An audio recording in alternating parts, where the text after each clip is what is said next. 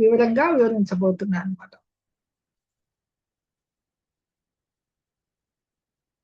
ఓం అజ్ఞానతిమిరాంధస్య జ్ఞానాంజనశలాకయా చక్షురున్మిళితం యేన తస్మై శ్రీ గురవే నమః. శ్రీ చైతన్య మనోభీష్టం స్థాపితం యేన భూతలే స్వయం రూప కదా మహ్యం దదాతి స్వపదాంతికం. వందేహం శ్రీగురో శ్రీయుత పదకమలం శ్రీగురున్ వైష్ణవాంశ శ్రీరూపం సాగ్రజాతం సగన రఘునాథాన్వితం తం సజీవం సాద్వైతం సావధూతం పరిజన సహితం కృష్ణ చైతన్య దేవం శ్రీరాధా కృష్ణ పాదాన్ సహగణ లలితా శ్రీ విశాఖాన్వితాంశ. హే కృష్ణ కరుణా సింధో దీనబంధో జగత్పతే గోపేశ గోపికా కాంత రాధా కాంత నమోస్తుతే. తప్త కాంచన గౌరాంగి రాధే వృందావనేశ్వరి వృషభానుసుతే దేవి ప్రణమామి హరిప్రియ. వాంఛాకల్పతరుభ్యశ్చ కృపా సింధుభ్యెవ చ పతితానాం పావనేభ్యో వైష్ణవేభ్యో నమో నమః. నమో విష్ణుపాదాయ కృష్ణప్రేష్టాయ భూతలే శ్రీమతే భక్తి వేదాంత స్వామి ఇది నామినే. నామస్తే సరస్వతి దేవి గౌరవాణి ప్రచారిణి నిర్విశేష శూన్యవాది పాశ్చాత్య దేశతారిణి. జయ శ్రీ కృష్ణ చైతన్య ప్రభు నిత్యానంద శ్రీ అద్వైత గదాధరా శ్రీవాసాది గౌర భక్త బృంద. హరే కృష్ణ కృష్ణ కృష్ణ హరే హరే, హరే రామ రామ రామ హరే హరే.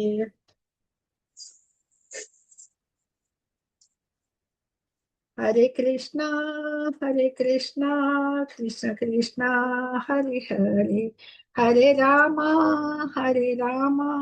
రామ రామ హరే హరే. హరే కృష్ణ కృష్ణ కృష్ణ హరే హరే, హరే రామ హరే రామ రామ రామ హరే హరే. హరే కృష్ణ. భక్తులందరికీ మరి ఒకసారి మంగళూరు వారి తరపున స్వాగతం చెప్తూ, ధ్యాన యోగం అంటే మనము మీరు మా మొట్టమొదటి 18 రోజుల గీతాధ్యయనంలో మొదటి 6 అధ్యాయాలు కర్మయోగము, తదుపరి 6 అధ్యాయాలు మధ్యలో ఉన్న 6 అధ్యాయాలు ఎస్సెన్స్ భక్తి యోగము, భగవంతుడి భక్తి గురించి. ఈ చాప్టర్ తర్వాత అది చూడబోతారు. చివరి 6 అధ్యాయాలు జ్ఞానం గురించి భగవంతుడు చెప్పబోతాడు అనమాట. ఇప్పుడు ఇది ఆఖరిది ఈ కర్మయోగంలో. అంటే భగవంతుని చేరుకునే మార్గాల్లో జ్ఞాన యోగము, కర్మయోగము, ఇక్కడ అష్టాంగ యోగము, ఇవి మెట్లు. కానీ భక్తి యోగము ఇవన్నీ కూడా భక్తి యోగానికి దారి తీసేవి అనమాట. యోగమే పరిపక్వమైన స్థితిలో మనుషుడు భగవంతుడిని తెలుసుకోగలుగుతాడు అనమాట. ఈ అష్టాంగ యోగం అనేది మనస్సుని ఇంద్రియాలని నియంత్రించి పరమాత్ముడు అంటే చూసాం కదా, మన హృదయంలో ప్రతి జీవి హృదయంలో పరమాత్ముడు ఉంటాడు కదా. హృదయస్థంలో ఉండే పరమాత్ముడి రూపాన్ని పై ఇంద్రియాలను నియమించి అష్టాంగ యోగం అనేది ఏం చేస్తుంది, మనస్సుని ఇంద్రియాలని నియంత్రించి హృదయస్థ పరమాత్ముడు ఆ భగవాన్ రూపం పైనే ధ్యానాన్ని నిలుపుతుంది అనమాట. ఇట్లాంటి అభ్యాస సమాధిని మనకి ఏం కలుగజేస్తుంది, ఇట్లాంటి అభ్యాసం ప్రాక్టీస్ అనేది సమాధి స్థితి అంటే భగవంతుని పూర్ణ జ్ఞానాన్ని కలుగజేస్తుంది అనమాట. అంటే ఇక్కడ చూస్తున్నాము. హరే కృష్ణ.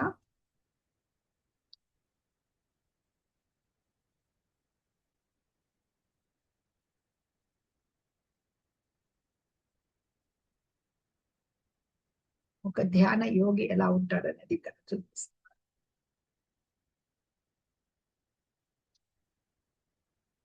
8 అంగాలు కలిగే ఈ యోగాభ్యాసంలో క్రమానుగతంగా అంటే స్టెప్ బై స్టెప్ ఇది ఉంది, ఉద్ధరించబడుతుంది. అంటే ఆత్మజ్ఞానాన్ని తెలుసుకుంటారు, కానీ అది భక్తియుత సేవ చేతనే సంపూర్ణమవుతుంది అనమాట.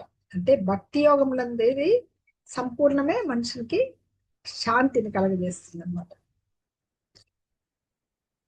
ఓం నమో భగవతే వాసుదేవాయ. శ్రీ భగవాన్ ఉవాచ అనాశ్రిత కర్మ ఫలం కార్యం కర్మ కరోతి యః స సన్యాసి సన్యాసి సన్యాసీ చ యోగి చ న నిరగ్నర్ని న చాక్రియః.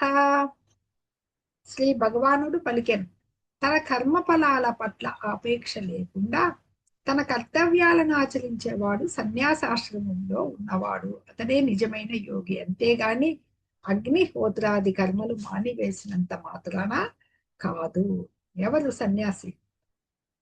తను భౌతికంగా తన గృహంలో ఉన్న ఒక గృహస్థుడైన ఎవరు ఏ పరిస్థితుల్లో ఉన్నా ఆ కర్మ ఫలాలు తను చేసే పనుల యొక్క భౌతిక కర్మలు ఉంటాయి కదా, ప్రతి మనుషుడు భౌతిక కర్మలు ఆచరించాల్సిందే.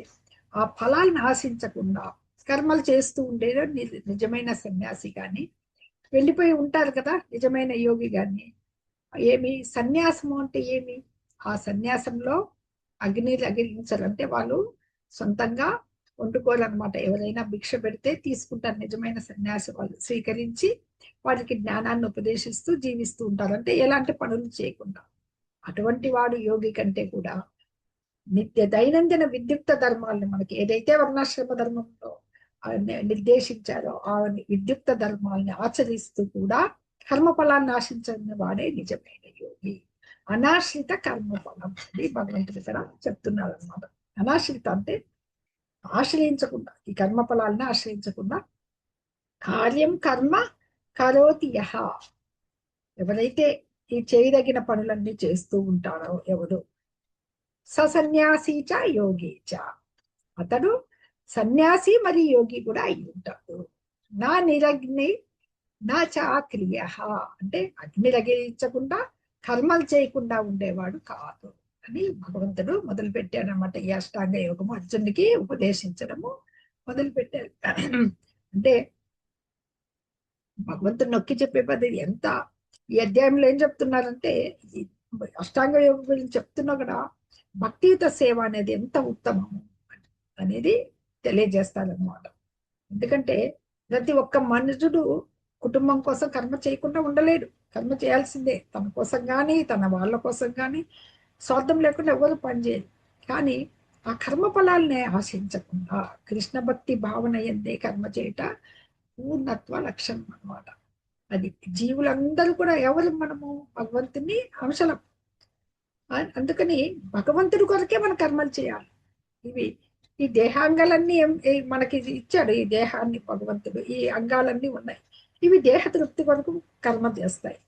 అవి తన తృప్తి కొరకు అని ఉండదు, ఈ దేహ తృప్తి కొరకే చేస్తాయి. దేహం యొక్క అంగాలు ఎలాగైతే పనిచేస్తున్నాయో వాటికి తృప్తి అంటూ ఉండదు, కేవలం దేహం తృప్తి పడుతుంది వాటి పనుల వలన. అలాగే స్వీయ తృప్తి కొరకు కాకుండా అదే విధంగా భగవంతుని ప్రీత్యర్థం కర్మను అనుసరించడమే అలాంటి జీవుడే పూర్ణుడైన సన్యాసి అని, పూర్ణుడైన యోగి అనబడతాడు అనమాట. ఈ సన్యాసులైన వాళ్ళు కొందరు ఈ సన్యాసం తీసుకున్న వాళ్ళు ఉంటారు కదా, ఈ అగ్నిహోత్రాది యజ్ఞాలు చేయడానికి కానీ చెప్పారు కదా, నా నిరగ్ని నా చాకరియ అవన్నీ విరమిస్తారనమాట. వాళ్ళది ఏమి లక్ష్యం, అంతిమ లక్ష్యము పరబ్రహ్మంలో లీనమైపోవడం. అక్కడికి అయిపోతుంది అనమాట. అది కూడా ఒక స్వార్థమే, లీనమైపోవడం అనేది. అది సాయుధ్య ముక్తి. ముక్తులు 5 రకాలు వచ్చింటాయి కదా, సామీప్య, సాలోక్య, సారూప్య, సాష్ట, సాయుధ్యం. సాయుధ్యం పొందారు అంటుంటారు, అంటే ఆయనలో లీనమైపోవాలనేది అనమాట. అది కొద్దిగా స్వార్థంతో కూడుకున్నది అనమాట. కానీ ఇక్కడ ఈ యోగి అనేవాడు ఎలా ఉంటాడు? ఈ భౌతిక కర్మలంతా విరమించి ధ్యానంలో కూర్చుని అర్ధ నిమీలిత నేత్రాలు. గత అధ్యాయంలో మనం చూసాం 22వ శ్లోకంలో. అది అంటే ఆ ధ్యానంలో కూర్చున్న వాడు, యోగాభ్యాసం చేసే వాళ్ళు కూడా కొంత స్వీయ లాభం ఉంటుంది. కానీ భక్తుడు మాత్రం ఎలాంటి స్వార్థం లేకుండా శ్రీకృష్ణ భగవాన్ ప్రీత్యర్థమే కర్మను అనుసరిస్తారనమాట. అదే పూర్ణుడైన యోగి అంటారనమాట.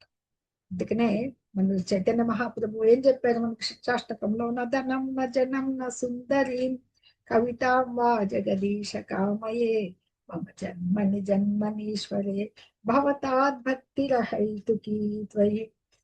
హే భగవంతుడా, భగవాన్ ధనాన్ని కూడబెట్టాలని కానీ, సుందర స్త్రీలతో విహరించాలి, ఆనందించాలని కానీ, పలువురు శిష్యులు కావాలని నేను కోరను. ప్రతి జన్మయందు నీ భక్తి కొరకు అనేది నిర్హేతుక కన్నానే నేను కోరుతున్నాను అంటారు అనమాట. అంటే భగవంతుని భక్తే అత్యంత శ్రేష్టమైనది, అది ఒక లక్ష్యం అన్నమాట జీవుడికి. హరే కృష్ణ. యం సన్యాసమితి ప్రాహుః యోగత్తం విద్ధి పాండవ నా హ్యసన్యస్త సంకల్పో యోగి భవతి కశ్చన. ఇక్కడ భగవంతుడు ఏం చెప్తున్నారు తెలిసిన? ఓ పాండుకుమార, ఏది సన్యాసం అని పిలువబడుతుందో అది యోగము. అంటే భగవంతునితో జోడించడం అని నీవు తప్పక తెలుసుకోండి. ఎందుకంటే ఎవ్వరు కూడా ప్రాపంచిక కోరికలను విడిచిపెట్టందే యోగి కాలేరు. ఏదైతే సన్యాసం అని పిలువబడుతుందో అది భగవంతునితో కలయిక, యోగం. అంటే ఇవన్నీ మనకి యోగంతోనే మన చాప్టర్లన్నీ పిలువబడతాయి. అర్జున యోగం, సాంఖ్య యోగము, కర్మయోగము, జ్ఞాన యోగం, ఏదైనా భగవంతునితో కలయిక అన్నమాట. అది తెలుసుకోవాలి. యోగి కావాలంటే ముందు భౌతిక కోరికల నుంచి విరమించాలన్నమాట. అదే మనకి నిజ స్థితి తెలుసుకుని ఆ రకంగా వర్తించడమే నిజమైన సన్యాస యోగం. భక్తి, అదే భక్తి అనబడుతుంది అనమాట. మనము భగవంతుని యొక్క తటస్థ శక్తి, మనం స్వతంత్రం కాము. ఇక్కడికి వచ్చినప్పుడు ఏమైంది, మనకు ఆయన భౌతిక శక్తి బందీలైపోయాం కదా, బద్దులైపోయినాం. ఇక్కడ భక్తిలో ఉన్నప్పుడు ఆధ్యాత్మిక శక్తిని తెలుసుకున్నప్పుడు నిజమైన సహజ స్థితిని పొందినట్లుగా తెలియబడిందని చెప్పుకున్నాం గత అధ్యాయంలో అన్నమాట. ఈ రకంగా మనుజుడు పూర్ణ జ్ఞానవంతుడైనప్పుడు అన్ని రకాల ఈ భౌతిక వాంఛల నుంచి దూరంగా ఉంటాడు. కాబట్టి ఆ ఇంద్రియాలని అభ్యసించే యోగులు ఏం చేస్తారు, వాటిని కంట్రోలింగ్ కి ఈ పద్ధతిని అవలంబిస్తూ ఉంటారన్నమాట. అంటే ఇక్కడ ఎం సన్యాసం ఇది ప్రాహు అని చెప్తున్నారు. అంటే ఏదైతే సన్యాసం అని చెప్తున్నారో యోగం, అది భగవంతుడితో సంయోగం అని. తం విద్ధి పాండవ, విద్ధి తెలుసుకో, తచ్చును చెప్తున్నాడు భగవంతుడు. విద్ధి తెలుసుకొనము ఓ పాండవ, బుద్ధి పాండుకుమార. అసన్యస్త విడవకుండా, నా ఎస్ అసన్యస్త సంకల్పో ఇంద్రియ ప్రీతి వాంఛల్ని వదిలిపెట్టే యోగి భవతి కశ్చన, దివ్య జ్ఞానం గల యోగి కాజాలని ఎప్పుడు కూడా అని భగవంతుడు దీంట్లో చెప్తున్నా అనమాట. అందుకే ఇదే వీళ్ళు యోగులు ఎలాగా ఇవన్నీ వదిలిపెట్టాలి, ఆ ధ్యానంలో కూర్చోవాలి, ఇదంతా చేసేవాళ్ళు ఉంటారనమాట. అదే కృష్ణ భక్తి భావనలో ఉన్నప్పుడు రెండు ఉంటాయి ఏకకాలంలో. సన్యాసి ఎందుకంటే కోరికలు భౌతికంగా లీనమై పనిచేస్తున్నా కానీ అంతరంగంలో సన్యాసే కాబట్టి కోరికలను వదిలినాడు. సన్యాసి యోగి రెండు అయి ఉంటారు అనమాట. అంటే ఈ జ్ఞాన యోగము, ఈ యోగ విధానాలు, వీటన్నిటిలో తెలియబడే సన్యాసులు, ఆ జ్ఞానము, ఇంద్రియ నిగ్రహాలు, ఇవన్నీ ఆటోమేటిక్ గానే వాళ్ళకి భక్తులకి వచ్చేస్తూ ఉంటాయి అనమాట. అప్రయత్నంగా అవి వచ్చేస్తాయి. అది మన ముఖ్య లక్ష్యం అదే కదా, శ్రీకృష్ణ భగవానికి సంతోష పెట్టేది అనమాట. ఆయనకు ప్రియం కూర్చేదేమి భక్తియుత సేవ అన్నమాట. అందుకని కర్మ చేయకుండా ఎవరు ఉండలేరు. ఆ కర్మలు భగవత్ కర్మలుగా మార్చుకోవాలన్నమాట. తరువాత శ్లోకం చదువుతారా? ఎవరన్నా చదివిస్తాను. ఆరు వృక్షోర్మునిర్యోగం కర్మ చదువుతారా మాతాజీ? యోగారూఢస్య తస్యైవ శమః కారణముచ్యతే. హరే కృష్ణ. విజయ మాతాజీ హరే కృష్ణ. విజయ మాతాజీ హరే కృష్ణ. హరే కృష్ణ మాతాజీ. చదవండి మాతాజీ. ఆరు వృక్షోర్ము నిర్యోగం కర్మ కారణముచ్యతే యోగరూఢస్య తస్యైవ శమః కారణముచ్యతే. థ్యాంక్ యూ మాతాజీ. ధన్యవాదాలు. తర్వాత ఇంకెవరు లేరా? హరే కృష్ణ. హరే కృష్ణ ప్రభుజీ మాతాజీలు ఇంకెవరైనా చదువుతారా ఇదే శ్లోకము? హరే కృష్ణ మాతాజీ, నేను చదువుతాను మాతాజీ. ఆరు వృక్షోర్మునేర్యోగం కర్మ కారణముచ్యతే యోగారూఢస్య తస్యైవ శమః కారణముచ్యతే. ధన్యవాదాలు మాతాజీ. హరే కృష్ణ. ఇక్కడ 2 పదాలు వస్తున్నాయి మనకి. ఆరురుక్ష యోగాన్ని అప్పుడే ప్రారంభించే వాళ్ళకి, మునికి యోగం అంటే అష్టాంగ యోగం. ఆరురుక్ష అంటే అప్పుడే ప్రారంభించే మునికి ఈ అష్టాంగ యోగము కర్మ సాధనంగా చెప్పబడుతుంది అనమాట. స్టార్ట్ చేసే వాళ్ళకి, ఎవరైతే యోగాన్ని ప్రారంభించే వాళ్ళకి మునికి ఈ అష్టాంగ యోగం అనేది కర్మ చేసే సాధనంగా చెప్పబడుతుంది. యోగారూఢస్య అంటే అష్టాంగ యోగం నందు సిద్ధి పొందిన వాడికి ఫైనల్ ఆరురుక్ష. తస్యైవ అతనికి శమః సర్వభౌతిక విరమణ కారణం సాధనంగా చెప్పబడింది. 2 ఉన్నాయి ఇందులో. ఈ అష్టాంగ యోగ పద్ధతిలో ఆరంభ స్థితిలో ఉన్న యోగికి కర్మము సాధనంగా చెప్పబడుతుంది అన్నమాట. కర్మ చేయాలి. యోగంలో ఫైనల్ స్టేజ్కి రావడాన్ని ఏమంటారంటే అది యోగారూఢం అంటారు. అంటే నిచ్చెన స్టార్టింగ్ ప్రారంభం, ఒక నిచ్చెన ఎక్కుతాం, అది యోగ నిచ్చెన. దాంట్లో ప్రారంభం అనేది యోగారూఢు స్థితి. అదే చివరి మెట్టు యోగారూఢం అనమాట. అంటే భౌతిక కర్మలో విరమణగా. ఇక్కడ 2 సాధనాలు వాళ్ళకి చెప్పబడుతున్నాయి అనమాట. స్టార్టింగ్ లో ఉన్న కర్మలు చేయాలి. అదే నువ్వు సిద్ధి పొంది వచ్చేసావు అనుకోండి, ఫైనల్ స్టేజ్కి వచ్చినప్పుడు యోగారూఢం అంటే భౌతికగా వాంఛల కర్మలన్నిటి నుంచి విరమించుతావు అనమాట. ఇది ఇక్కడ చెప్తున్నారు అనమాట. ఒక నిచ్చెనగా భావించవచ్చు.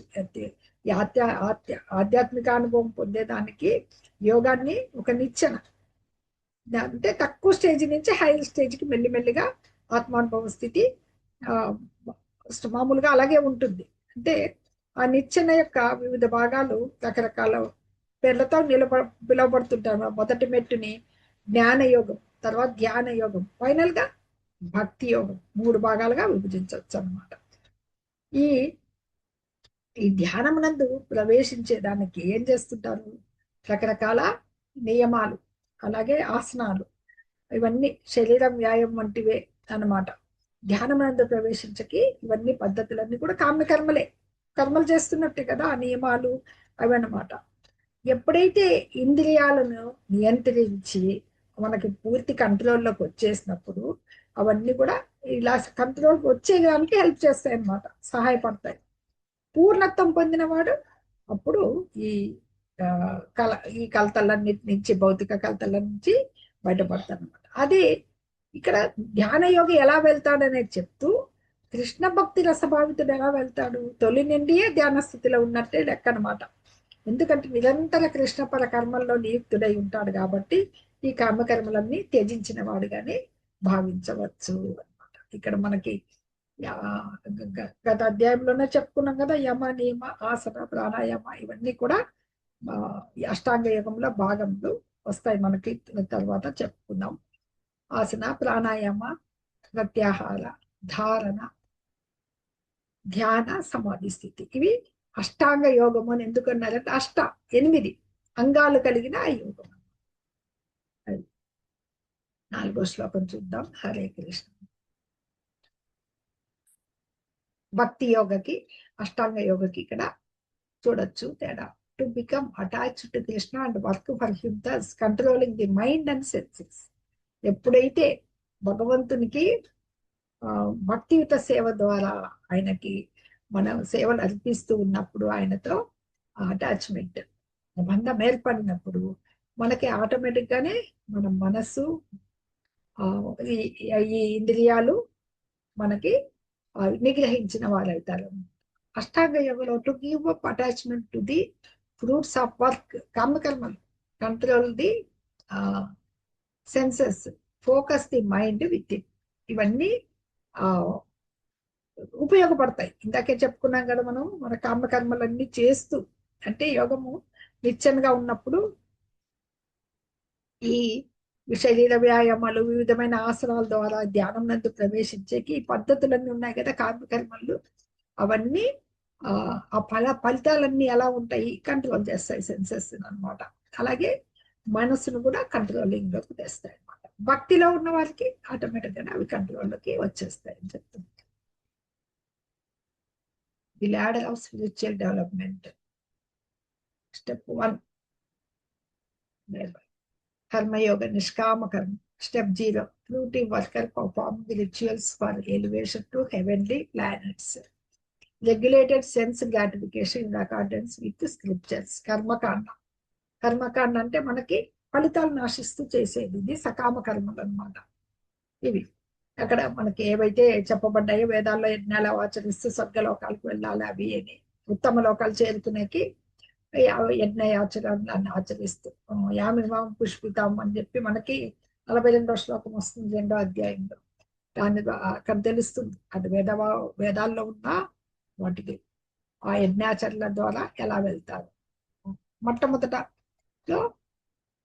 వన్స్ లేబర్, కర్మయోగం, నిష్కామ కర్మ, renouncing the fruits of one's labour. మనము ఎలాంటి ఫలితాన్ని ఆశించకుండా చేయడం. Speculative knowledge about Brahman and austerity. జ్ఞానయోగం అంటే దాంట్లో వచ్చే ఫలితాలు ఏవి, మన బ్రహ్మం ఏంటి, అలాగే తపస్సు. దీని ద్వారా ఈ నాలెడ్జ్ ని తెలుసుకోవడం అనమాట. ఫలితాలు జ్ఞానయోగం ఫలితాలు తెలుసుకుంటాం మనం. అలాగే అష్టాంగ యోగంలో ఫలితాలు ఏమి, జ్ఞానము, మైండ్ సెన్సెస్ కంట్రోల్లోకి వస్తాయి. అది 8 ఫోల్డ్ పాత్. ఆ పథం ఏంటి, ఆ 8 ఫోల్డ్ అష్టాంగ అంటే యమ నియమ ఆసన ప్రాణాయామ ప్రత్యాహార చెప్పాం కదా. ధ్యాన, ధారణ, ధ్యాన, సమాధి స్థితి. A meditation of Paramatma, super soul within the heart. అది ధ్యానం దేని మీద చేస్తారు, హృదయంలో ఉండే భగవంతుని రూపం మీదే ధ్యానం చేస్తారు. ఇంకా ఇక్కడ loving devotional service to the supreme lord Bhagavan Sri Krishna, భక్తి యోగం అంటే ఇక్కడ బ్రహ్మము. స్టెప్ 2లో బ్రహ్మం, జ్ఞానయోగం ద్వారా బ్రహ్మం. నిరాకారవాదులంతా ఏముంటారు, భగవంతుని బ్రహ్మజ్యోతి ఉంది కదా, శరీర కాంతి, దాంట్లో లీనమైపోవాలని కోరుకుంటారు అనమాట. అంతే, వాళ్ళకి భక్తియుత సేవలో కర్మలు ఉండవు. భగవంతుడికి ఆకారమే లేదు అని అనుకున్నప్పుడు వాళ్ళు ఎవరికి సేవలు చేస్తారు, కేవలము బ్రహ్మజ్యోతిని ఆరాధిస్తారు. బ్రహ్మము, భగవంతుడు 3గా చెప్పబడ్డాడు కదా, బ్రహ్మము, పరమాత్మ, భగవాన్. ఈ బ్రహ్మాన్ని పొందగలుగుతారు అనమాట. వీళ్ళు అంటే హృదయస్థ పరమాత్మను ఆరాధిస్తూ ఉంటారు. ఇక్కడ భక్తి యోగంలో భగవంతుణ్ణి చేరుకోగలిగేదే మార్గాలు. ఇది స్టెప్ బై స్టెప్ అనమాట. యోగారూఢం నుంచి యోగా రురుక్షువు అంటారు కదా, రురుక్షువు నుంచి యోగారూఢం నిచ్చెన, ఒక ల్యాడర్ ఎలా ఉంటుంది, ladder of spiritual development. Bhagavad Gita 6.3వ శ్లోకాన్ని బట్టి ఇది ఎలా అని చెప్పి ఇది వేసి చూపిస్తున్నాం. ఇందాకే చెప్పుకున్నాం కదా మనం. ఇంకోసారి నిత్యం చూద్దాం. మిగతా యోగాలన్నిటికంటే తుదిగమ్యం భక్తి యోగం, కర్మయోగం, కర్మలు చేయడం, జ్ఞాన యోగం, అష్టాంగ యోగం, భక్తి యోగం. సోపాన క్రమం మెట్లు.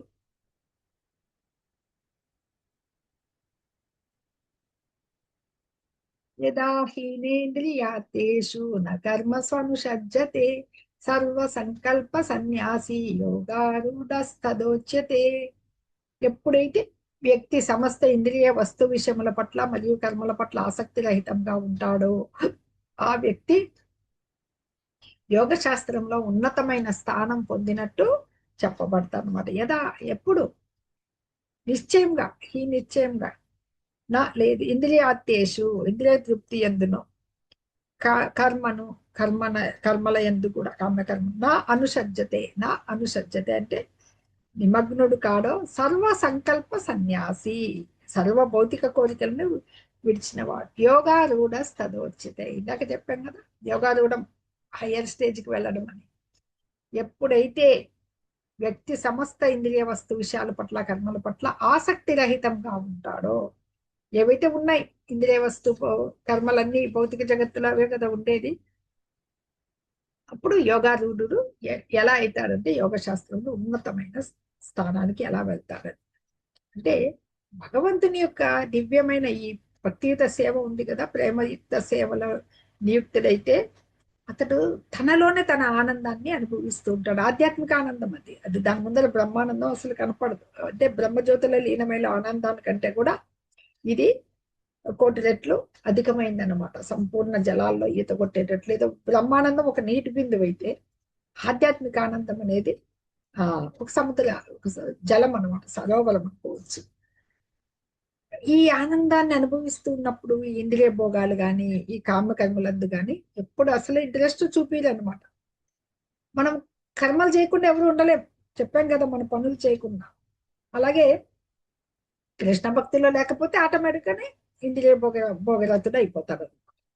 అప్పుడు భక్తి భావం లేనప్పుడు ఏం చేస్తారు, తన కొరకు, తన దేహం కొరకు, తన కుటుంబం కొరకు, ఇలాగ తనకి సంబంధించిన ఇలాంటి సెల్ఫిష్ అన్ని ఆ పనులన్నీ స్వార్థపూరితమైనట్టు దాంట్లో పాల్గొంటారు అన్నమాట. కానీ భక్తుడు ఎలా ఉంటాడు, భగవంతుని కొరకే, ప్రీతి కొరకే చేస్తూ వీటికి దూరంగా ఉంటారు. అంటే భక్తిలో ఉన్నప్పుడు ఇంద్రియ భోగాలు అనేవి, ఇంద్రియాలు మన సెన్సెస్ అన్ని కంట్రోలింగ్ లోకి వచ్చేస్తాయి అన్నమాట. అంటే ఈ అనుభవమే లేనివాడు, ఇలాంటి అనుభవం లేని వాళ్ళకి అన్ని నిచ్చెనలో ఈ చివరి మెట్టుకు చేరే వరకు కూడా ఏం చేయాలంటే ఈ విధానాలకన్నిటికీ పాటించే ముందరు కోరికల్ని జయించాల్సి ఉంటుంది అన్నమాట. Is mind A friend or A enemy? మనిషికి మనస్సు శత్రువా మిత్రుడా అనేది చూద్దాం. బంధురాత్మాత్మనస్తస్య ఏనాత్మైవాత్మనా జితః అనాత్మనస్తు శత్రుత్వే వర్తేతాత్మైవ శత్రువత్. మాతాజీ ఎవరైనా చదువుతారేమో అడగండి. హరే కృష్ణ మాతాజీ. ప్రభుజీలు ఎవరైనా శ్లోకం చదువుతారా? హరే కృష్ణ. హరే కృష్ణ. జీవిరెడ్డి ప్రభుజీ చదువుతారా? హరే కృష్ణ. చేయమని మాతాజీ, వాళ్ళు చేస్తేనే పిలవండి. చదవండి ప్రభుజీ. వీడియో ఆన్ చేస్తున్నారు ప్రభుజీ, అన్మ్యూట్ చేసుకోండి. హరే కృష్ణ. ఓకే మాతాజీ. వినపడుతుందండి? వినిపిస్తుంది. చదవండి ప్రభుజీ. బంధురాత్మాత్మనస్తస్య ఏనాత్మైస్వాత్మనా జితః అనాత్మనస్తు శత్రుత్వే వర్తేతాత్మైవ శత్రువత్. హరే కృష్ణ మాతాజీ. హరే కృష్ణ ప్రభుజీ. ఇంకెవరైనా చదువుతారా మాతాజీలు? రేఖా మాతాజీ చదువుతారా? హరే కృష్ణ. భాగ్యలక్ష్మి మాతాజీ చదవండి.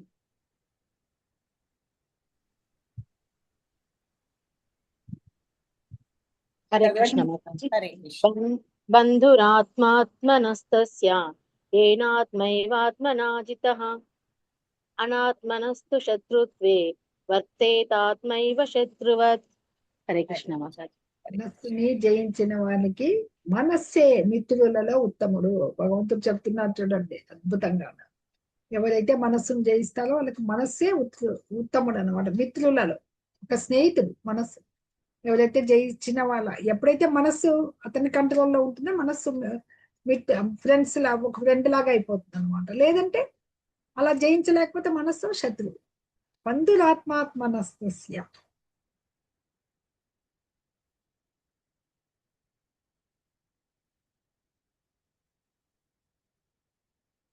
అంటే ఇక్కడ బంధు మిత్రుడు, ఆత్మన జీవికి, అతనికి ఎవనిచే ఆత్మయేవ ఆత్మన జీవిచే జితః జయింపబడినదో అనాత్మన మనస్సు నిగ్రహింపలేని వానికి శత్రుత్వే, అంటే శత్రుత్వంతో వర్తించును ఆత్మైవ ఆ మనస్సే శత్రువు వలె. మనస్సును జయించే వారికి ఎలా ఉంటుంది, అది మనస్సే మిత్రుడు శత్రువు అవుతుంది. అంటే ఈ మానవ ధర్మాన్ని నిర్వహించేటప్పుడు ఎలా ఉండాలంటే మనస్సుని మిత్రునిగా చేసుకోవచ్చు. దాన్ని అలా చేసుకోవడమే అష్టాంగ యోగపు ముఖ్య ప్రయోజనం అనమాట. మనం కంట్రోలింగ్ చేయాలి. లేదు ఈ మనస్సుని నిగ్రహించుకోలేకపోతే అష్టాంగ యోగానికి ఒక అర్థమే లేదనమాట. అది నిష్ప్రయోజనం అయిపోతుంది. నీ జీవితకాలం వృధా అయిపోతుంది. దానికోసం నువ్వు వెచ్చించిన సమయం అంతా కూడా వృధా అయిపోతుంది అనమాట. ఈ మనస్సును అదుపు చేయని వాడు తన కంట్రోల్లో లేనప్పుడు శత్రువుతో, ఇప్పుడు ఒక మిత్రునితో ఒక మనిషి జీవిస్తూ ఉంటే ఎంత ఆనందాన్ని అనుభవిస్తాడు, అదే ఒక శత్రువుని పక్కన పెట్టుకుని ఉంటే ఎంత సదా పక్కలో బల్లెం ఉన్నట్టే అనమాట. ఎంత కష్టాన్ని అనుభవించాల్సి వస్తుందో అలాగా మనస్సు కంట్రోల్ లేకపోతే శత్రువుతో జీవితం గడిపినట్లే అనమాట. అందుకని అప్పుడు ఆ జన్మ ప్రయోజనము అంత నష్టమైపోతాయి పక్కనే శత్రువుని పెట్టుకున్నప్పుడు అనమాట. అది మనకంటే ఉన్నతమైన వాళ్ళ ఆజ్ఞలన్నీ మనము శిరసావించాలన్నమాట. మనకంటే ఉన్నతమైన వాడేది ఎవరు? భగవంతుడు. ఆ భగవంతుడు మనం ఆజ్ఞలు కట్టుబడి ఉన్నప్పుడు ఏమైతుంది? పరమాత్మ రూపంలో ఉన్నప్పుడు మనస్సు జయించినప్పుడు ఆ మనస్సులో ఎవరున్నారు? భగవంతుడు ఉన్నాడు. ఆయన ఆజ్ఞలు కట్టుబడి ఉండడమే అంగీకరిస్తుంది అనమాట. అదే నిజమైన హృదయస్తున్న పరమాత్మను చేరి ఆయన ఆజ్ఞల ప్రకారం మనం నడుచుకోవడమే నిజమైన యోగం. అదే మనస్సుని జయించలేకుండా శత్రువుగా మనం నిలిచినంత కాలం దేనికి బందీ అయిపోతాము? కామము, క్రోధము, ద్వేషము, మోహము, ఇవన్నీ వీటి ఆజ్ఞల్ని మనం నిర్వహించాల్సి వస్తుంది అనమాట. అంటే కోరికలు కంట్రోల్, మనస్సును ఎప్పుడైతే కంట్రోల్ చేసుకోలేకపోతే కామం కానీ, క్రోధము, ద్వేషం, మోహం, ఇవన్నీ వీటి ఆజ్ఞల్ని చేయాల్సి వస్తుంది. అదే మనం మన మనస్సుని నిగ్రహించుకున్నప్పుడు అక్కడ ఉన్న హృదయస్థ పరమాత్మ యొక్క ఆజ్ఞలకి లోబడి పనిచేస్తాం అనమాట. అంటే భక్తి భావంలో ఉన్న వాళ్ళకి ఆటోమేటిక్ గా జరిగిపోతుంది. భగవంతుడి ఆజ్ఞల ప్రకారమే మనం నడుచుకుంటున్నాము అనే భావనలో వెళ్ళిపోతూ ఉంటాం అనమాట. సక్రమంగా నడుస్తాం. మిత్రుడు ఉన్నాడు కదా, మనస్సు మానవునికి మిత్రుడిగా ఉంటే ఆదేశాలను పాటిస్తుంది. చక్కటి గుణాలు ఇచ్చారు చూడండి ఇక్కడ. ఎలా ఉండే ఆదేశం? ఇంద్రియ భోగం నుండి అనాసక్తమై ఉంటుంది. జీవాత్మకు శ్రేయస్సును కలిగించే వాటిని మాత్రమే స్వీకరిస్తుంది. మనకు శ్రేయం ఏదో తెలిసి అది స్వీకరిస్తుంది అనమాట. అదే శత్రువు అయితే ఇక్కడ చూద్దాం. మనకు శత్రువుగా ఉన్నప్పుడు కామ, క్రోధ, ద్వేషాలకు ఎలా లోనైపోయిన వాళ్ళు ఎలా ఉంటారు? కామము, క్రోధము మరియు లోభం వంటి పాపపూరితమైన కోరికల వెంట మనస్సు పరిగెడుతుంది. సన్మార్గం నుండి పక్కదారి పడుతుంది. ఇంద్రియ భోగంపై ఆసక్తి కలిగి ఉంటుంది. ఎంత నష్టాలు అనమాట. మన శత్రువు పక్కన ఉంటే మన మనస్సుని కంట్రోల్ పెట్టుకోకపోతే వీటన్నిటికీ బానిసైపోవాల్సి వస్తుంది అనమాట. దానివల్ల ఏమవుతుంది? జీవితము వృధా అయిపోతుంది. మన లక్ష్యం తెలుసుకోలేము. మన లక్ష్యం ఏమి? భగవంతుడు, దేవాది దేవుని శ్రీకృష్ణ భగవాన్ని చేరుకోవడం, ఆయన్ని చేరుకునే మార్గంలోకి రావడం. ఆ రావాలంటే ఒక పద్ధతి ఎంచుకుంటున్నారు. జ్ఞానయోగం, కర్మయోగము, ఏ యోగమైనా భగవంతుణ్ణి చేర్చుకునే దానికి మెట్లు అని చెప్పుకున్నాం కదా. అష్టాంగ యోగం హృదయస్థ పరమాత్మకి అలా వెళ్ళగలగాలి. వెళ్ళగలిగేటప్పుడు ఈ మనస్సు అనేది ఒక అడ్డంకిగా మారకూడదు. ముందు దాన్ని నియంత్రించినప్పుడే, కోరికలన్నింటినీ జయించగలిగినప్పుడే, మన యొక్క మనసు నిర్మలత్వాన్ని తీసుకున్నప్పుడే హృదయస్థ పరమాత్మ లోపల నుండి అవగతమవుతాడు. లేకుంటే అవగతం కాడు. Mind is like fire. When controlled, it can make miracles happen. When out of control, can burn down everything inside. అగ్ని లాంటిది మన హృదయం. అగ్నిని సరైన దాంట్లో ఉపయోగించామనుకోండి, దేనికైనా ఉపయోగపడుతుంది. మనకు అగ్ని లేనిది అసలుకి ఏది ముందుకు వెళ్ళదు. అలాగే ఇప్పుడు ఒక అంతరిక్షంలోకి ఒక రాకెట్ ని పంపించాలన్నా కూడా అగ్ని సహకారంతో వెనకాల అగ్ని మండుతూ ఉంటుంది. అన్నిటికీ మండేటివే. సూర్యగోళం నుంచి ఎంత విద్యుత్తేజం వస్తూ ఉంటుంది అనమాట. అదే అగ్ని ఇలా కార్చిచ్చులాగా ఉంటే దహించి వేస్తుంది. అంటే మనం మైండ్ ని అలా సక్రమైన మార్గాల్లో ఉపయోగించుకోవాలని ఇక్కడ ఈ ఇమేజ్ ద్వారా చూపిస్తున్నారు అనమాట. జితాత్మనః ప్రశాంతస్య పరమాత్మా సమాహితః శీతోష్ణ సుఖ దుఃఖేషు తథా మానాపమానయోః. మనస్సును జయించిన వాడి లక్షణాలు ఇక్కడ చెప్తున్నారు అన్నమాట. మనస్సును జయించిన వానికి, జితాత్మనః మనస్సును జయించిన వానికి, ప్రశాంతస్య మనోనిగ్రహంతో శాంతిని పొందిన వానికి పరమాత్మ సమాహితగా పూర్తిగా అందుతాడు. శీతోష్ణ సుఖ దుఃఖేషు, శీతోష్ణ సుఖ దుఃఖాలందు, అట్లే మానాపమానాలందు, అంటే గౌరవము అగౌరవాలందు ఎలా ఉంటాడు? సమానంగా ఉంటాడు. మనస్సును జయించిన వాడు శాంతిని పొందిన కారణంగా పరమాత్మని అది వరకే సమీపించి ఉంటాడు. స్టెప్ బై స్టెప్ చెప్తున్నాడు భగవంతుడు. ఇంద్రియాలని కంట్రోల్ పెట్టుకోవాలి, మనస్సును జయించగలగాలి. అలా జయించిన వాడు భగవంతుని సమీపించి ఉంటాడు. అప్పుడు మనుషుడికి భౌతికంగా మనం ఈ భౌతిక జగత్తులో ఉన్నప్పుడు సహజం, శీతోష్ణాలు, సుఖ దుఃఖాలు, మానాపమానాలు అన్ని సమానమై ఉంటుంది. కానీ అది పొంగిపోడు, కృంగిపోడు. అవమానానికి, గౌరవానికి పొంగిపోడు, అగౌరవానికి కృంగిపోడు అనమాట. సుఖ దుఃఖాలకి అన్నిటికీ ఈక్వల్ గా చేస్తాడనమాట. ఈ యోగ పద్ధతి ద్వారా మనస్సు నియంత్రించబడినప్పుడే గమ్యస్థానానికి వచ్చేశాడు. కాబట్టి దివ్య చైతన్యంలో ఉన్నప్పుడు భగవంతుని ఆజ్ఞల్ని పాటిస్తుంది తప్ప అన్యం తెలియదు. కాబట్టి పరమాత్మ ఆజ్ఞల్ని అనుసరిస్తూ ఉన్నారు. కాబట్టి ఇవన్నీ సుఖ దుఃఖాలు శీత తపాలన్నిటి కూడా ఏంటివి? ప్రకృతి ద్వంద్వాలు ఇవి. ఈ ద్వంద్వాలకి ప్రభావితుడు కాదు, చలించకుండా ఈ సంలగ్నమైన స్థితి, సమాధి స్థితి అన్నమాట, మెల్లిమెల్లిగా వస్తూ ఉన్నారు. జ్ఞాన విజ్ఞాన తృప్తాత్మ కూటస్థో విజితే యుక్త ఇచ్యుతే యోగి సమలోష్టాశ్మ కాంచన. ఇంకా చెప్తున్నాడు భగవంతుడి. జ్ఞాన విజ్ఞాన తృప్తాత్మ అంటే ఈ సంపాదించబడిన జ్ఞానం చేత అనుభూతమైన జ్ఞానం, జ్ఞానము తెలుసుకోవడం, ఆ విజ్ఞానం అనేది ఆ తెలుసుకున్న జ్ఞానాన్ని ఆచరణ పెట్టడం, అనుభూతమైన జ్ఞానం. తృప్తి నందిన ఆత్మ జీవి. కూటస్థో విజితేంద్రియ అంటే ఆధ్యాత్మిక స్థితి అందు ఉన్నవాడు ఇంద్రియాలను జయించిన వాడు అవుతాడనమాట. యుక్త ఇత్యుచ్యతే యోగి. యుక్త ఇక్కడ అంటే ఆత్మ సాక్షాత్కారానికి అర్హుడైపోయాడు. ఇక్కడ ఇది అని చెప్పబడతాడు. ఈ యోగి దేంట్లో? ఇక్కడ సమలోష్టాశ్మ కాంచన, చాలా మంచి పోలిక అనమాట. ఇక్కడ సమలోష్టాశ్మ కాంచన అంటే ఇక్కడ ఏమి సమంగా ఉంటాడు. దేంట్లో? లోష్ట అంటే గులకరాలు, కాంచన అంటే బంగారం. అంటే మనిషి తాను పొందినట్టు జ్ఞాన విజ్ఞాన విచక్షణచే పూర్తిగా సంతుష్టుడైనప్పుడు ఆత్మానుభవంలో నెలకొన్న వానిగా పిలువబడి యోగిగా పిలువబడతాడు అనమాట. పొందాడు కదా, ఒక్కొక్క స్టెప్ ఎక్కుతూ వచ్చాడు కదా. ఇంద్రియాలను గ్రహించాడు, మనసుని కంట్రోల్ చేసుకున్నాడు. ఆ కంట్రోల్ చేసుకున్న వ్యక్తే ద్వంద్వాలకు అతీతంగా అయ్యాడు. అయినప్పుడు ఆ సమానం అనేది ఎలా ఉంటుంది? ఆత్మ నిగ్రహంతో ఉంటాడు, యోగిగా చెప్పబడతాడు. మట్టి, రాళ్ళు, బంగారం అన్నిటిని ఒకే దృష్టితో చూస్తాడు. అతనే నిజమైన యోగి అనమాట. భగవంతునితో సంబంధం కలిగిన వాడే యోగి అని ఇక్కడ చెప్పబడుతోంది అనమాట. అందుకే మనుషుడికి ఎలా ఉంటాయి? శ్రీకృష్ణుని భగవంతుని యొక్క నామం, రూపం, గుణం, లీల, దివ్య స్వభావాన్ని ఎలా అవగాహన చేసుకోవాలి? ఇప్పుడు మనకు భౌతికేంద్రియాలు ఉన్నాయి, భౌతికత్వంతో కూడి ఉంటాయి. ఇందాకే చెప్పుకున్నాం కదా, రకరకాల కోరికల వైపు పరిగెడుతూ ఉంటాం. అట్లాంటి ఇంద్రియాలతో ఎప్పటికీ అవగాహన చేసుకోలేము. మన ఇంద్రియ పరిశుద్ధి జరగాలి. మనోనేత్రం తెలుసుకునేటప్పుడే అనమాట. ఆ శుద్ధి జరగాలంటే భక్తియుత సేవ ద్వారా పవిత్రమవుతాయి అన్నమాట ఇంద్రియాలన్నీ, భగవంతునికి చేసి. అప్పుడు ఆధ్యాత్మికంగా ఎప్పుడైతే పరిపూర్ణమవుతామో ఆ భగవంతుని యొక్క రూపము, నామం, గుణము, లీలలు అవి కరెక్ట్ గా వ్యక్తమవుతాయి అన్నమాట అని మనకి భక్తి సమేత సింధువులో చెప్పబడుతుంది అనమాట. అది సంపూర్ణ శరణాగతి పొందాలి భగవంతుడికి.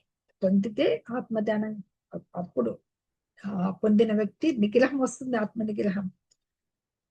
ఈ లౌకిక పాండిత్యం కంటే కూడా ఆత్మజ్ఞానం చాలా ఉన్నతమైంది అనమాట. అప్పుడు ఈ బయట ఎంతో జ్ఞానం ఉంది అనుకుంటాం. ఇప్పుడు భౌతిక జ్ఞానం చాలా ఉంటుంది చాలా మందికి, ప్రాపంచిక జ్ఞానము, మనోకల్పనలు ఊహల్లో ఉంటారు అనమాట. వాళ్ళకందరికీ చాలా మంది ఎంత చదివాడు, ఎంత జ్ఞానం ఉంది అని చెప్పుకుంటూ ఉంటారు కదా. ప్రాపంచిక జ్ఞానం ఎంతున్నా, ఎంతగా ఊహిస్తున్నా, ఏం చేసినా అతనికి మాత్రము అవన్నీ కూడా గులకరాళ్ళు రాళ్ళతో సమానం అనమాట. అంటే ఆధ్యాత్మిక జ్ఞానం ముందర ఈ భౌతికంగా నువ్వు ఎంత జ్ఞానాన్ని సంపాదించినా అవి గులకరాళ్ళు రాళ్ళతో సమానం అనమాట. ఎందుకంటే లౌకిక పాండిత్యంతో ఎలాంటి సంబంధం ఉండదు. దివ్య స్థితిలో ఉన్నాడు ఆధ్యాత్మిక జ్ఞానం కూడా అనమాట. హరే కృష్ణ. సుఖిన్ మిత్రాన్యుదాసీన మధ్యస్థద్వేష్య బంధుషు సాధుష్వపి చ పాపేషు సమబుద్ధిర్విశిష్యతే. నీతిమంతులైన శ్రేయోభిలాషులను, మంచి మిత్రులను, తటస్థులను, మధ్యవర్తులను, ద్వేషించు వారిని, బంధువులను, శత్రువులను, పుణ్యాత్ములను మరియు పాపాత్ములను సమాన బుద్ధితో ఆదరించే వ్యక్తి మానవుల్లో సర్వశ్రేష్ఠుడిగా పరిగణించబడతాడు. వసుదేవ సర్వమితి సమహాత్మ సుదుర్లభ. అందరినీ ఎలాగ ఒకే రకంగా చూడాలి, అందరినీ సమాన బుద్ధితో చూడాలన్నమాట. ఇది ఈ దీంట్లో చెప్తున్నారు. శ్రేయోభిల మనకందరూ ఉన్నారు ఈ సంఘంలో, మనకి చుట్టూ సమాజంలో జీవిస్తున్నప్పుడు చుట్టూ ఉండే వాళ్ళందరూ శ్రేయోభిలాసులు ఉంటారు, చక్కటి మిత్రులు ఉంటారు.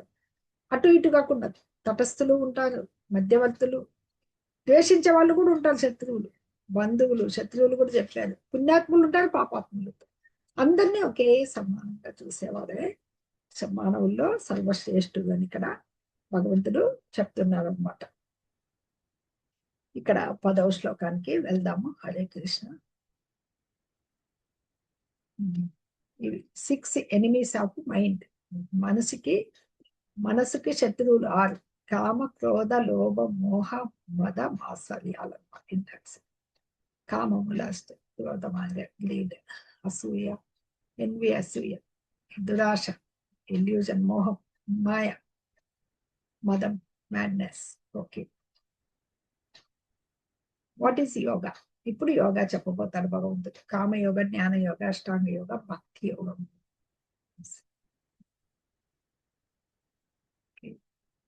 ఇప్పుడు చేసే యోగాలు మీరు ఎన్నో యోగా సెంటర్లు వెలిసాయి, రకరకాల యోగా క్లాసెస్ వెళ్తుంటారు. ధ్యానం అంటారు, ఆ ధ్యానంలో ఎక్కడ శూన్యాన్ని ఆరాధిస్తూ ఉంటారు. అన్నీ ఉన్నాయి. అంటే చేసే యోగా అంతా కూడా కసరత్తులు, అంటే బాడీ ఒక ఫిట్నెస్ ని పెంచుకునేకి, 6 ప్యాక్లు అవి పెంచుకునే తయారు చేసుకునేకి చేసేవి. దాంట్లో కేవలము భౌతికమైనటువంటి ఈ శరీరం తృప్తి కోసం శరీరాన్ని చక్కగా ఉంచుకొని దాంతో మరింత ఇంద్రియ భోగం అనుభవించేకి వాళ్ళ ఆ స్వార్థపూరితమైన కోరిక కోసమే యోగా చేస్తూ ఉంటారు. కానీ నిజమైన యోగం అనేది అంత హృదయస్థ పరమాత్మని దర్శించగలగాలి యోగి అనేవాడు. ఆ లక్ష్య సిద్ధితో వెళ్ళేదే యోగం అన్నమాట. నిజమైన యోగి చూపిస్తుంది. వాట్ ఈజ్ అష్టాంగ యోగ? 10వ అధ్యాయంలో భగవంతుడు స్టార్ట్ చేయబోతున్నారు. ఇవి అష్టాంగ యోగ 8 లింబ్స్, 8 అంగాలు. అష్ట అంగ యోగం. అష్ట అంటే 8 కదా.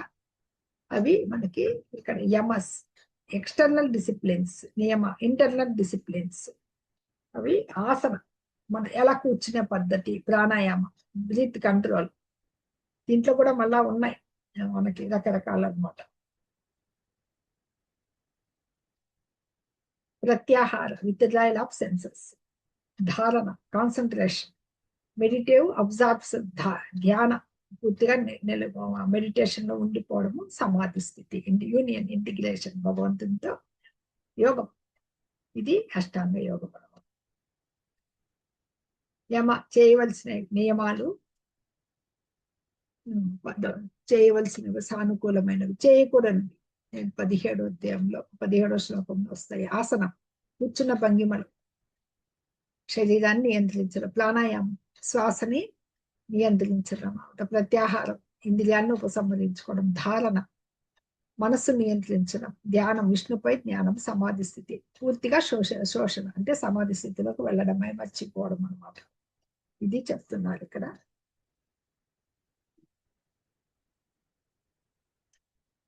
యమ అంటే మామూలుగా ఈ నియమాలు చెప్పారు కదా, సానుకు చేయవలసినవి అని చెప్పేసి.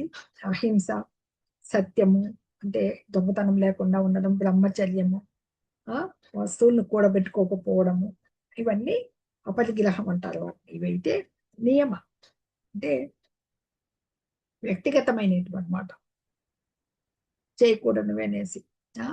వాళ్ళకి క్రమశిక్షణ, తపస్సు, సంతోషము, స్వాధ్యాయనము, అది శరణాగతి, భగవంతుడి శరణాగతి, అది ఉన్నాయన్నమాట వీటిల్లో. ఇవి మనకి ఇప్పుడు చూడబోతాం వరుసగా ఒక్కొక్క శ్లోకాలు. హరే కృష్ణ. 10వ శ్లోకం. యోగి యుంజీత సతతం ఆత్మానం రహసి స్థితః ఏకాకీ యత చిత్తాత్మా నిరాశీల పరిగ్రహః. ఈ అష్టాంగ యోగ సాధన 10 నుంచి 17 శ్లోకాల్లో చెప్పబడుతుంది. 32 శ్లోకాల వరకు స్థితులు, అష్టాంగ యోగ స్థితులు ఉన్నాయి. యోగి ఇంజీత సతతం అంటే యోగి కృష్ణ భక్తి భావుడైతే ఉండాలన్నమాట. అలాగే ఎల్లప్పుడూ తన ఇది ఎలాగా తనని ఎక్కడ తీసుకెళ్ళాలి, ఏకాంత ప్రదేశం, రహస్యత ఉండాలి. ఏకాకి, ఎప్పుడు ఆ ఏకాకి అంటే ఒంటరిగా. యత చిత్తాత్మ ఎల్లప్పుడూ మనస్సు నెడ సావధానుడై. నిరాశి, దేంచేత ఆకర్షింపబడకూడదు. పరిగ్రహ, అపరిగ్రహ. నిరాశీర్ అపరిగ్రహ అంటే ఏదైనా పొందాలనే భావన నుంచి, కోరికల నుంచి వెళ్ళిండాలి. యోగి ఎలా ఉండాలి? సర్వదా దేహాన్ని, మనస్సును, ఆత్మను భగవంతుని సంబంధంలోనే వినియోగించాలి. ఏకాంత ప్రదేశంలో ఒంటరిగా జీవిస్తూ ఎల్లప్పుడూ జాగ్రత్తగా మనసుని నిగ్రహించాలి. ఆశల్ని వదిలి ఏమీ పరిగ్రహించగా ఉండాలి. అంటే మొత్తం భగవంతుని సంబంధం. నీ దేహం మనస వాచ కర్మ, దేహము మనస్సు ఆత్మ కేవలం భగవంతుడి కొరకే పనిచేయాలన్నమాట. ఏకాంత ప్రదేశానికి వెళ్ళాలి, ఒంటరిగా జీవిస్తూ మనస్సుని పెట్టాలి నిగ్రహంలో. పెట్టినప్పుడే ఏమి పరిగ్రహించకుండా తీసుకొని ఉండాలి మొదలు అన్నమాట. ఇక్కడ మనకి భగవంతుణ్ణి ఎలా మనం అవగతం చేసుకుంటాం, బ్రహ్మము పరమాత్మ భగవాన్ అని అవగతం చేసుకుంటూ ఉంటాం కదా. కృష్ణ భక్తి భావనం తెలుసు. అలాంటి ఉన్నప్పుడు ఆ భగవంతుడు అనుభవంలోకి వస్తాడు మనకి. ఆయన అటువంటి భగవంతుని దివ్యమైన ప్రేమయుత సేవలను ఉండడమే కృష్ణ భక్తి రస భావన అని చెప్పుకున్నాం. అయినా నిరాకారవాదులు కానీ ఎవరు కానీ ఆయన దేహకాంతే కదా, బ్రహ్మము పరమాత్మ రూపం భగవంతుడు సర్వత్రా వ్యాపించి ఉన్నాడంతా, అందరిలోనూ ఉన్నాడు కదా. అందరూ కూడా కృష్ణ భక్తులే, అంటే పరోక్షంగా ఉన్నారనమాట. ఈ యోగి యొక్క ప్రథమ కర్తవ్యం ఏమి? అది మొట్టమొదటి భగవంతుని సంబంధంలోనే వినియోగించడం అనమాట. ఎవరి సాధనల్లో వాళ్ళు, ఎవరు ఏ యోగి అయినా కానీ, నిరాకార బ్రహ్మం కావచ్చు, పరమాత్మ ఆరాధించే యోగులు కావచ్చు, అంటే వాళ్ళ సాధనల్లో నిష్టగా ముందుకు వెళ్ళాలన్నమాట.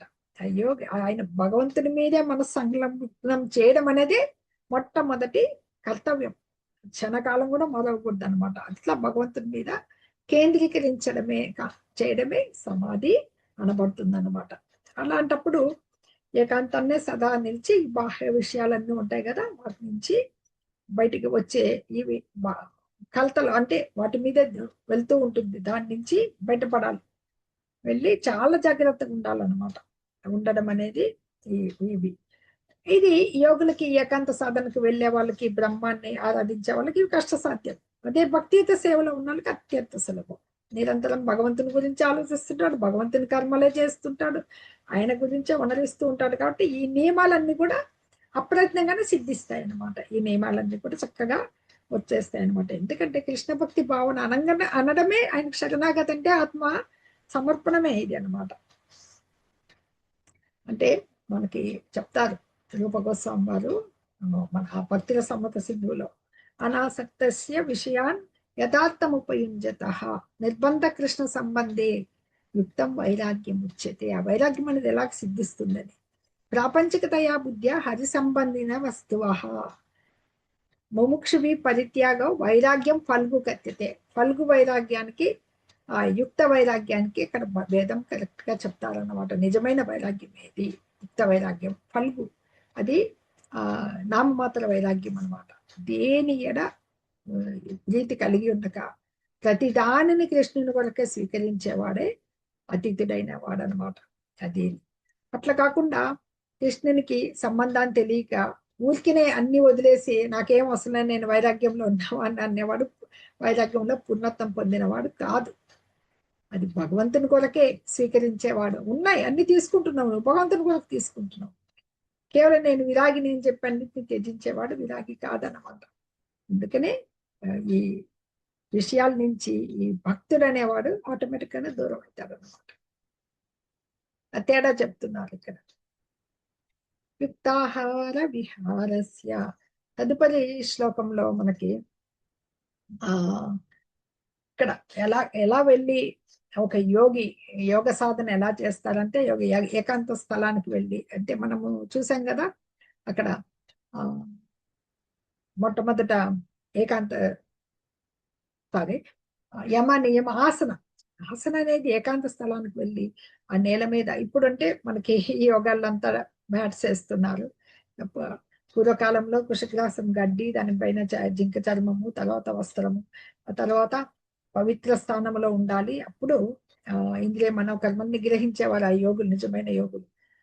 శుచౌదేశి అంటే ఏకాంత స్థలం అంటే ఎక్కడికి వెళ్ళాలంటే తీర్థ స్థలాలకు అనమాట. ఉంటాయి కదా పవిత్రమైన బృందావనము, ఇలాగ మనకి మధుర, ఇలాంటి ద్వారక, ఇలాంటివన్నీ అనమాట యోగులు. ప్రయాగ, ఋషికేశము, హరిద్వారము, ఇలా చోట్లకి వెళ్ళి ఏకాంతంగా యోగాభ్యాసము చేస్తూ ఉంటారు అనమాట.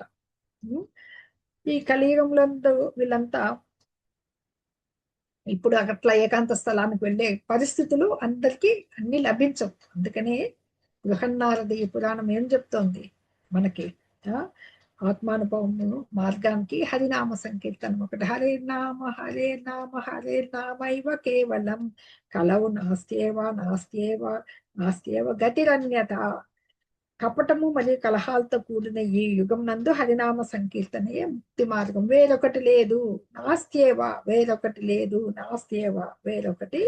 లేదు, గతిరన్యత వేరొక మార్గం లేదు అని చెప్తోంది అనమాట.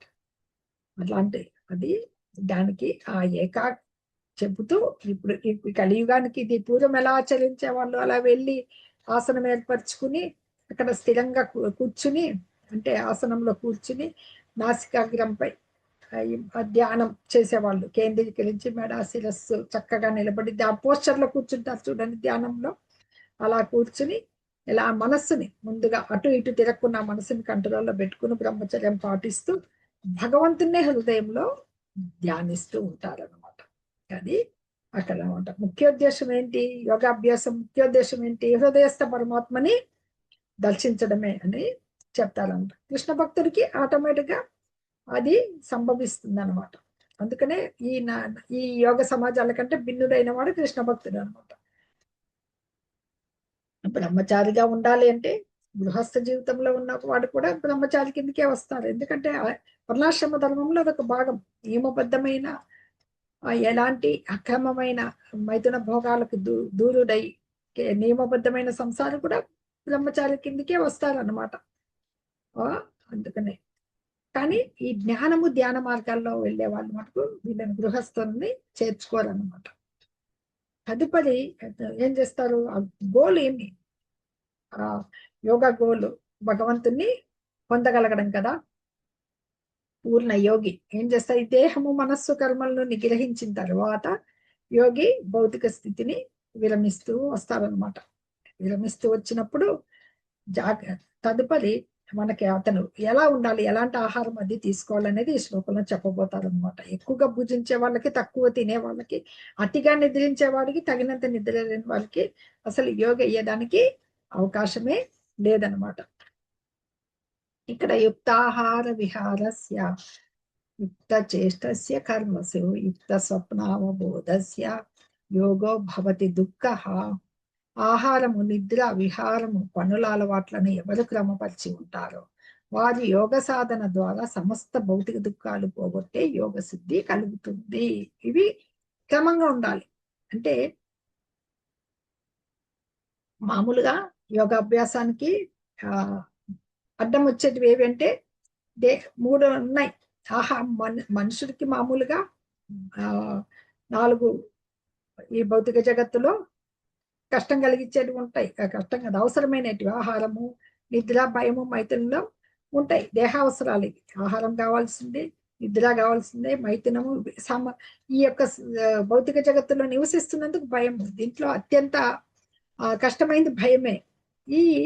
ఇవన్నీ కూడా వీటిల్లో అతి అనేది యోగాభ్యాసానికి ఆటంకం అనమాట. యుక్తాహార విహారస్య అన్నిట్లో యుక్త నియమితమైన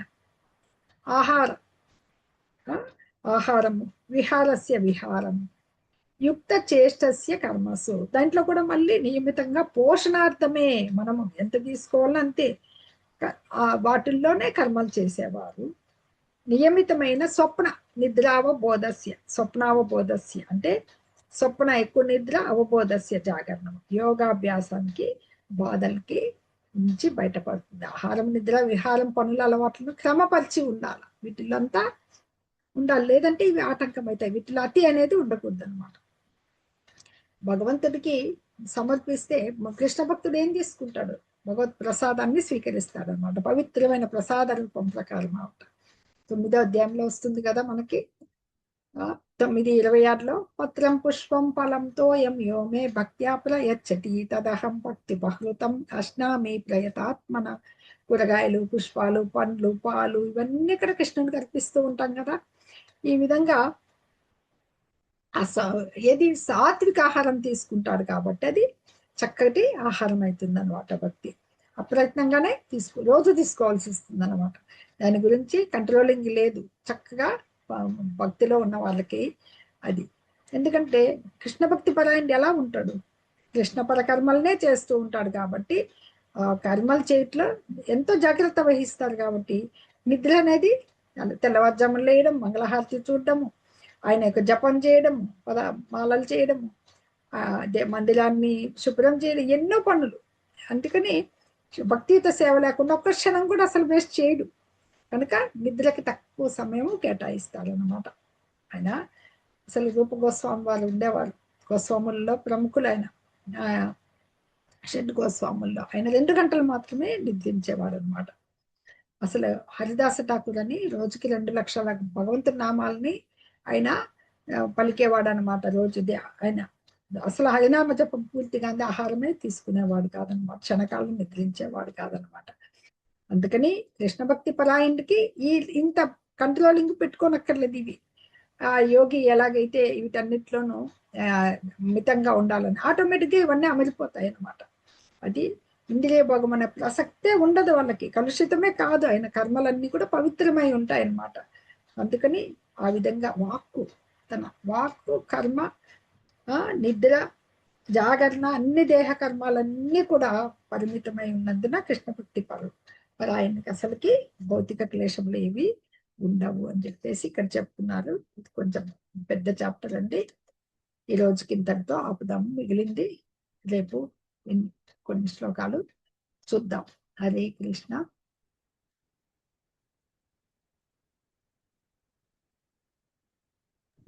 ఎవరైనా శ్లోకం చదువుతారేమో చదివించండి మాతాజీ.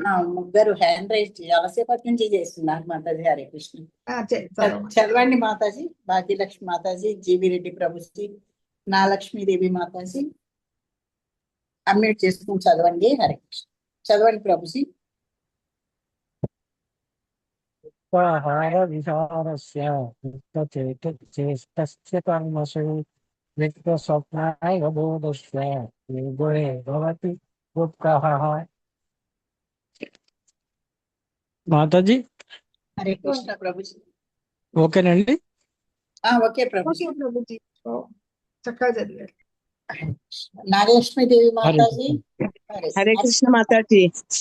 చదవండి. యుక్తాహార విహారస్య యుక్త చేష్టస్య కర్మసు యుక్త స్వప్నావబోధస్య యోగో భవతి దుఃఖః. హరే కృష్ణ మాతాజీ. హరే కృష్ణ మాతాజీ. భాగ్యలక్ష్మి మాతాజీ. హరే కృష్ణ. హరే కృష్ణ. అన్మ్యూట్ చేసుకోండి మాతాజీ. హరే కృష్ణ. అన్మ్యూట్ చేసుకోవట్లేదు మాతాజీ. హరే కృష్ణ.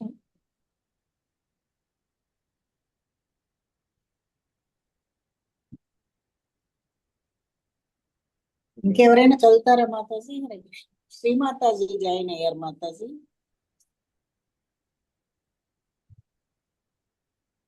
హరే కృష్ణ మాతాజీ. శ్రీమాతాజీ జాయిన్ అయ్యారు ఎందుకో మరి మాతాజీ. హరే కృష్ణ. భక్తులందరికీ ఇంతటితో ఆపుతాము. మిగిలింది రేపు ఎల్లుండి చూడొచ్చు. వాంఛాకల్పతరుభ్యశ్చ కృపా సింధుభ్య ఏవ చ పతితానాం పావనేభ్యో వైష్ణవేభ్యో నమో నమః. భక్తులందరికీ ధన్యవాదాలండి. హరే కృష్ణ. హరే కృష్ణ. క్లాస్ వచ్చినందుకు అందరికీ ధన్యవాదాలు. శ్రీ రాధా గోవింద కీ జై. శ్రీమద్ భగవద్గీత. చిన్న క్వశ్చన్ మాతాజీ. ప్రభుపాదుల వారికి తప్పకుండా ప్రభుజీ సందేహాలు ఉంటే అడగండి. హరే కృష్ణ. చిన్న డౌట్ మాతాజీ. ఇందాక మీరు చెప్తున్న శ్లోకాల్లో ఇంద్రియ రికార్డు ఉంది మాతాజీ. హరే కృష్ణ. ఓకే మాతాజీ, మర్చిపోయాను, ఆపుతాను.